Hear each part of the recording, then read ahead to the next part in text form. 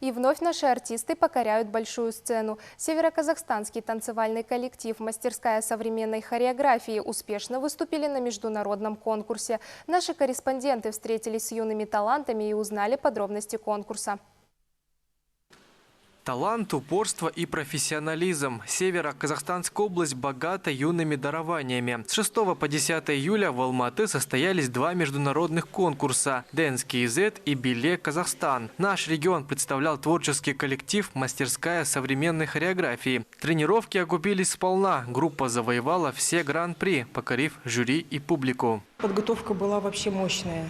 3-4 часа в день, каждый день для детей это, я бы сказала, сложно. Тем более мы везли очень такую сложную конкурсную программу, 13 номинаций, и все танцы такие насыщенные, динамичные. Жюри тоже очень оценили нас высоко и сказали, что у нас очень сильные постановки, высокая техника. На конкурс отправилось 29 человек. Среди них и Рустина Илюбаева. Юное дарование выступает в роли сольного танцора. Подготовленные постановки выполняются ею в одиночку. Это требует таланта, специальной подготовки и выносливости. На конкурсе девушка стала обладательницей лауреатов первой степени и гран-при.